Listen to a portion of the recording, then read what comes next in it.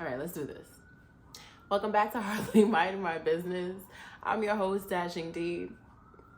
I don't have a lot of time, okay? I have a lot to do today. It's already Tuesday. This episode should have came out on Monday. It didn't. However, I'm trying not to miss weeks. So I'm recording it right now on Tuesday. Hopefully it will be up by Tuesday night. But I don't have a lot of time. I'm squeezing it in the middle of my day. So I'm gonna just get right to it and hope that those sirens don't continue. I'm gonna just get right to it and we can, regroup next week if there's anything we miss. But I'm on a time clock right now. I really am. So I'm here though. I'm surviving. I realized that it's almost the end of the year. Like we're at the end of the year. We're in Q4. It is now November. Thanksgiving is next week, and I am just trying to figure out, how did we get here? Time truly does fly, and how? But, we gonna get it together. Y'all know I'm a last minute Larry when it comes to holiday gifts and things like that. So I need to be really intentional. Like, I need to make a list, like, this week and figure out Christmas, because it creeps up on you. And that's the worst. It's the worst when, like, you're coasting and you're good and you're thinking about other things, and then all of a sudden it's December 15th and Christmas is in 10 days and you got to figure some shit out. So I'm going to try to be proactive this week and figure out what I need to get and what I need to do for Christmas, and hope that Thanksgiving goes well. Because, really, all I do is I make the mac and cheese and the drinks. That's it. So I don't really have to do too much. But that mac and cheese be taking time. And, like, it's a lot of pressure because I have one specific recipe that I use and everybody loves that recipe. And my fear is always that I do it and I fuck it up in some way. So I'm gonna really try to do what I came to do with the mac and cheese. I usually hold my own. And then of course, the libations, you gotta have the libations for Thanksgiving. Everybody's drinking and being merry and whatnot. So, I'm gonna try to make it happen. I'm gonna try to do what I have to do. So that's that. I'm kind of sort of back on the socials. Like, I posted a little bit the other day. I realized I had not posted anything to my feed since January of this year.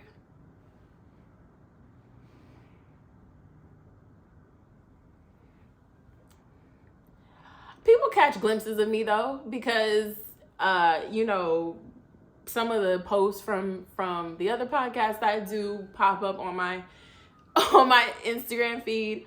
But I'm trying to get back. Honestly, it was Jack Harlow. Jack Harlow got me back on Instagram last week. He released a clip of his new song, and as the kids say, it was a bop. And yeah, so I did a little video, a fun little video, and I posted that. And then I was like, well, let me post some Hardly stuff, So maybe I'll be back on the socials. I can't, I'm trying to commit to it. That's something that I always have to wrap my head around. But I'm here, I'm around. I'm not gonna lurk in the shadows as much anymore. I'm gonna try to actually post content to my Instagram. And hopefully some of this content. So there is that. I did mention Thanksgiving. Petty or not has to do with Thanksgiving. But before we get to that, just a reminder, if you have something petty or not petty that you want to share, please hit me up. Send me what you want to say, and I'll read it here on the pod. Anyway, back to petty or not. So people have this thing where they want to try new things for Thanksgiving. Don't try anything new for Thanksgiving. You should be using the same tried and true recipes. If you are going to try something new, please make sure that you actually try it. before the date. Like, make it, like, this week is a good week to make something that you haven't made before and try it out. Don't you just taste it. Get some other people to taste it. Preferably one person at least that will be at Thanksgiving dinner. But don't try new things. It doesn't go well. Either it doesn't go well, or like it just doesn't fit the palate, or there's something, because there's certain dishes that you only get for the holidays. Don't fuck it up. Don't fuck it up, because you don't want people to be disgruntled. They're looking for their favorite dish on Thanksgiving, and you change the potato recipe instead of, like, I don't know, garlic herb mashed potatoes. You made, I don't know. What do people make instead of mashed potato? Like some sort of bean recipe. Like you said, oh no, I'm gonna try this new bean recipe. No mashed potatoes this time. I figure this is good enough. No. We don't want that. Please don't do that. We're not interested in any of that. Please don't do it. We beg you.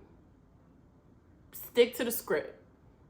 Stick to the script. Whatever that means for your household, because everybody has their own traditions, and that's fine. I'm not saying not to have your traditions.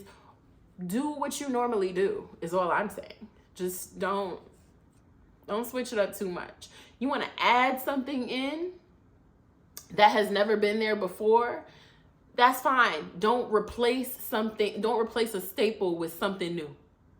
Don't do that. Also, don't change the staple, because the staple is fine. If nobody was complaining about it, if everybody ate it up last year, you can feel safe to make it again. I get really stressed when people are like, oh, and my mom does this too. My mom be like, yeah, I was thinking I was gonna try a little, I changed up the seasoning a little bit. No, mom, don't do it. Don't change anything. It's fine the way it is. It's fine the way it is. I want to have a good Thanksgiving. I like to eat. Please, don't change the recipes the month of. You should have been working on this before, if that's what you wanted to do. Ease people into it. Anyway, that's my petty or nah. So, not so petty, and we don't have a lot to talk about today, so this is actually good. Something not so petty though is this Keke Palmer business with Darius Jackson. I really wasn't sure if I wanted to talk about this, mainly because I feel like when there is abuse or assault or anything involved, I get a little nervous. One, I don't want to trigger anybody who might have experienced something like this or is experiencing something like this. I try to be mindful of that. But also because it feels weird. It's not fodder. It's someone's actual life. So it feels a little weird sometimes talking about these things. I don't have too much to say. I do think Sarunas Jackson needs to shut up. If you don't know, he is Darius Jackson's brother. Sarunas Jackson drove on Insecure. I mentioned this before the last time Keke Palmer and Darius Jackson came up. And he's been on a bunch of other things, but he came out and spoke very flagrantly. It was a post and delete, so it's not up anymore, but he came out and very flagrantly spoke about what appears to be Keke Palmer. And that was kind of weird and not cool, and just, yeah. So Thursday of last week, Keke Palmer alleges that Darius Jackson is abusive towards her, and she feels unsafe, and she feels like her baby is unsafe, so she filed a restraining order and requested a full custody agreement. Fast forward, by the time you woke up, this happened by Thursday night, Eastern time, this was news.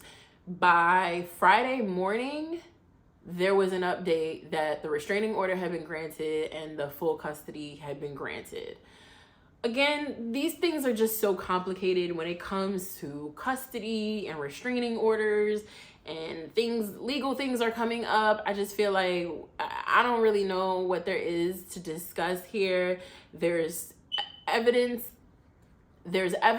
of what she's alleging. So there's that.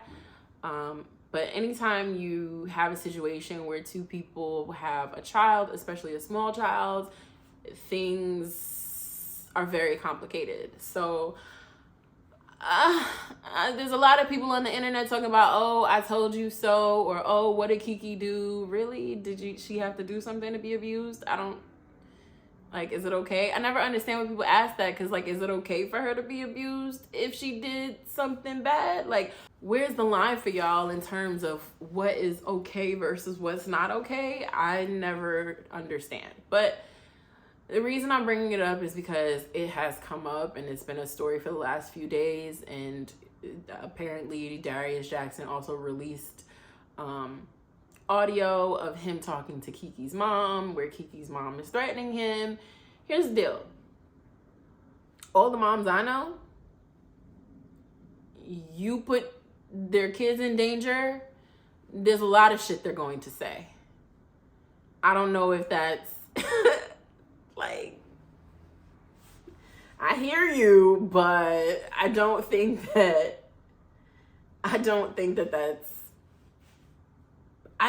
that's the hill you need to die on. I just feel like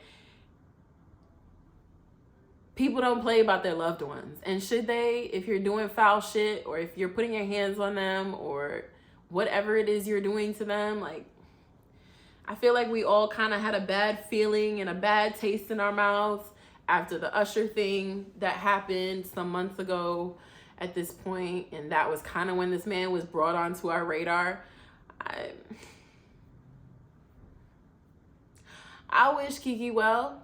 I hope that everything, I wish Keke well, and I hope that, you know, she is safe and she is protected. And if this man needs help, I hope that he gets the help that he needs. I know that there are also rumblings of challenges with mental illness. So I hope everybody gets what they need in this situation. I don't want to gossip about it. I just feel like it's out there, and so we got to talk about it. But there's not a whole lot to say other than no one in any relationship should ever be abused. That's just, we're not doing that. And I love me some Keke Palmer. I don't want to hear that about her or anyone else for that matter, just to be clear. Not just because you're a celebrity means that you need to be more protected than anyone else. I never want to hear that about anyone. So I guess we'll see how that plays out. On a different note, but also of or related to relationships, Lori and Damson broke up, which I don't think we said last week, but Lori Harvey and Damson Idris broke up. Now, normally I don't care about these things, but I want to address the fact that I saw somebody post that there should be a Surviving Lori Harvey documentary. Why is Lori Harvey having famous boyfriends such a bother to y'all? I don't understand. Now, if she was around town and you heard that she slept with this person, that person, versus being in a relationship with somebody, breaking up with them, and then finding a new boyfriend, y'all would be mad at that too. Like, she's rich, she's pretty, she's young. Emphasis on the she's young. So what is the expectation of a young 20-something-year-old who's rich and can do literally anything they want? What is the expectation here? What do y'all expect her to do? Somebody said to me that the issue is how quickly she moves from one relationship to the next. Again, I ask, like, what is the rule, especially when you don't know the inner workings of a person's relationship, how do you decide what the rule is for when they could start back up with somebody else? What's the rule there? Because I don't really understand it. I don't get it. I see Common's name has been brought up in the past week because he's dating Jennifer Hudson, I believe, which whatever. But I think it's really interesting how we know that for years Common has dated multiple women, very well-known women. And nobody says that we need to survive Common. Like, I just don't understand. There's a clear double standard when women are doing what they do versus men doing what they do. We know this already. It's just kind of annoying that it's still a thing. I just really don't understand. And what did this girl do that was so wrong? Let the girl date. She won't be in a relationship this week and not be in one next week, and then a month from now she's in another one. Well, why is that any of my business? I don't get it. I also think that there is people who don't understand relationships or romantic endeavors, we'll call them, people who don't understand romantic endeavors that are outside of the typical, normal, standard heterosexual relationships and dynamics get really upset and really uncomfortable when they see people doing things that they wouldn't normally do. It's not necessarily that the thing that the person is doing is wrong. It's just that you don't understand it, so you think it's bad, or they're automatically considered a slut or whatever, especially when it's a woman. And it's just kind of annoying. It's like, can we get over that, please? Because y'all be out there dating and doing whatever the fuck y'all want. This woman is just doing it and can't hide it because she's well known. And the price of fame. The price of fame. Otherwise I don't get it. It's just weird to me. I really don't understand it. But all good. It's fine. You know, I wish them well on their future endeavors. And look, Damson Idris is available, ladies. And Damson Idris is fine. I mean, Lori Harvey is fine too. Whoever's interested. Like, two beautiful people are back on the map. What's wrong with that? What's wrong with that? Go get you yours. So I said we would talk about Bravo. This Bravo expose that Vanity Fair did is long, okay? I only got through about half of it. I actually listened to the audio of the article. It's a 60-minute audio file. There's a lot going on with Bravo right now. A lot of things that are being exposed, and I think it's something that's happening in the entertainment industry, period, where a lot of practices that were okay before, they were never okay, but they fell under the radar and people kind of just went along with whatever was going on. They're not flying anymore. Reality television, a lot of shows, to my knowledge, especially when you're talking about dating shows and things like that, are notorious for not feeding people enough food and giving them copious amounts of alcohol, knowing that the more they drink, the more drunk they'll get, maybe the more loose, the more free they'll get, the more they'll say, the more they'll perform for the show that producers are trying to sell. So there's a lot of that going on. Leah McSweeney from Real Housewives of New York is mentioned, and I think she speaks firsthand about her experience and how she relapsed on screen. What we saw when she was drinking and acting however she was acting was because of her relapse. She feels like nobody supported her in that, and they just kind of kept giving them alcohol. You could do what you will with that, because to me that is nuanced. But There's also a lot of talk about Ramona Singer from the New York Housewives, who is cited as being racist and someone who uses the N-word in front of production and other cast members. So there's that. I mean, those housewives are not returning, at least as far as we know. I think that recently Bravo cut ties with Ramona completely, so I don't think we'll see Ramona do anything else. The other ladies that are not on Real Housewives of New York anymore, you'll probably still see them pop up in other places.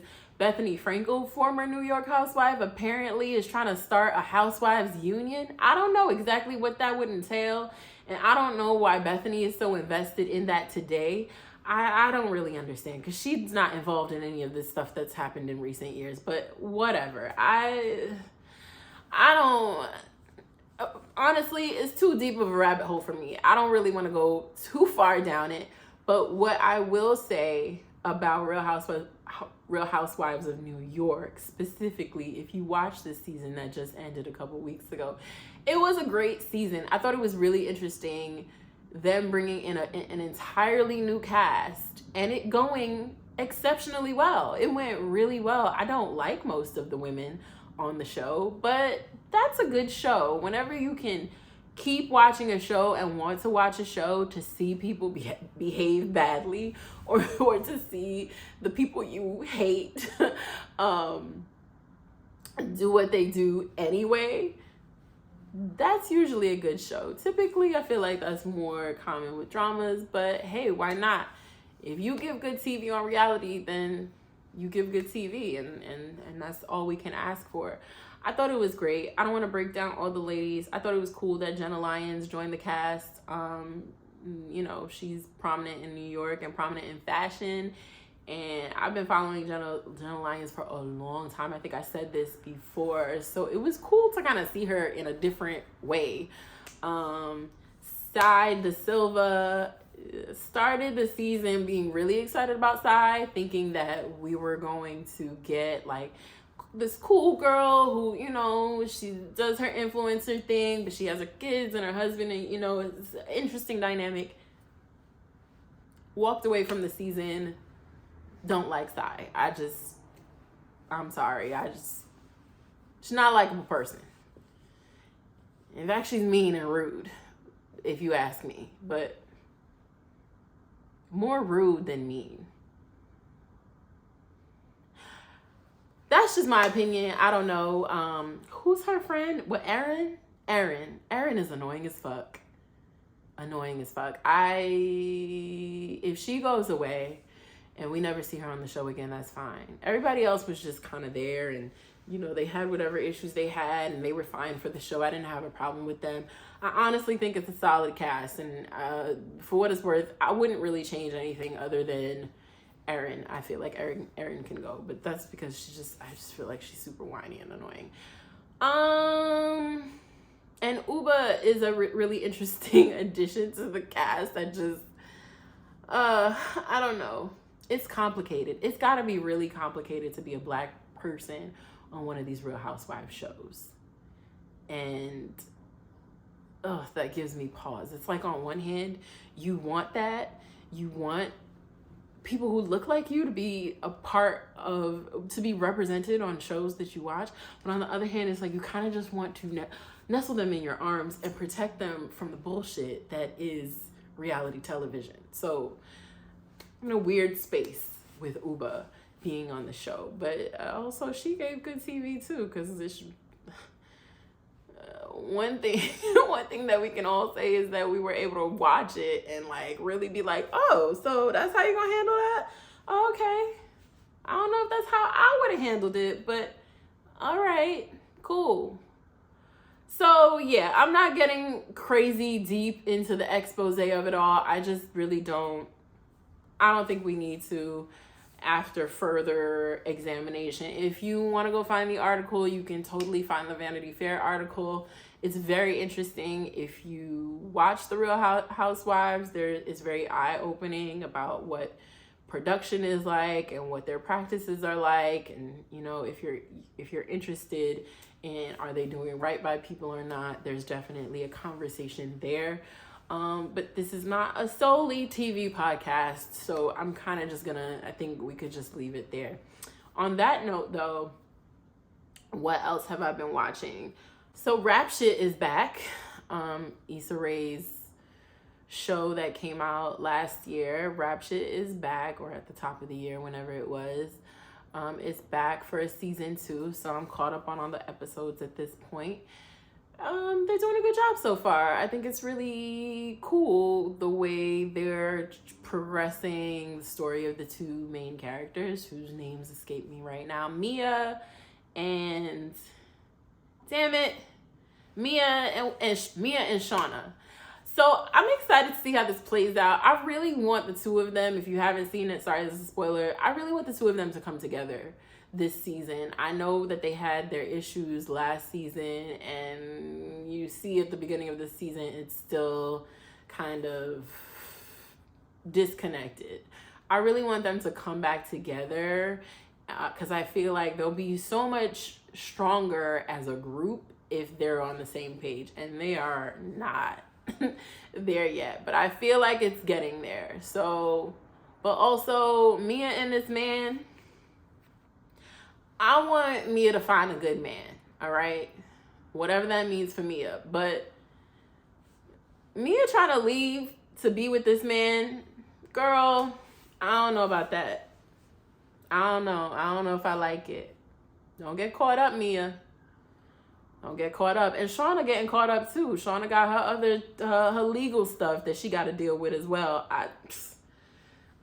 I'm rooting for them is what I'm trying to say. I'm rooting for Mia and Shauna. I hope that everything goes the way we want it to go.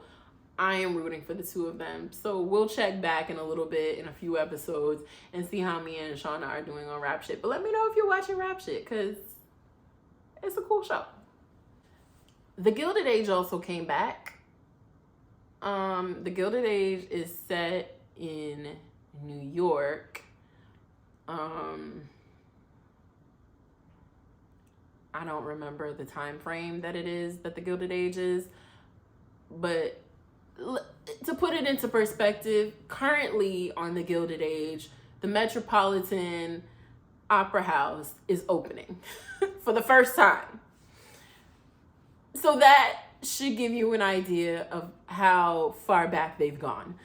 To me, I feel like season 2 is a little bit more spicy than season 1. I mean, season 1 was spicy enough. And those ladies on that show are shady. But this season, I feel like they've kind of hyped it up a little bit. They've kind of plussed up the quips. There's a lot of great one-liners on the show. I'm into it. The two aunties are my favorite. I love the two aunties. The one who's played by, oh my gosh, what is her name? What is her name? Y'all know I'll be forgetting when it comes to white people. What is her name? She plays Miranda on Sex and the City. But she's one of the aunties. And then Christine Baranski, she used to be on The Good Fight? The Good Wife? The Good Fight and The Good Wife. Good Fight was a spinoff of The Good Wife. Christine Baranski, who I love, you know, she's like on the list of like the older white girls that, you know, be doing their thing when they act. Christine Baranski is up there. The two of them together are great. I love watching the two aunties. And of course, what's the black girl's name? Damn it, I'm forgetting everybody's name this time. I'm so sorry. The black girl and her story, I love to see that her story is developing. I'm glad that we're going to get to see more of her. At least it seems that way. I'm glad that she's pursuing her career in journalism. I love that. I think that she's going to have some difficulties in the next few episodes after she, you know, does what she does. I'm trying not to spoil.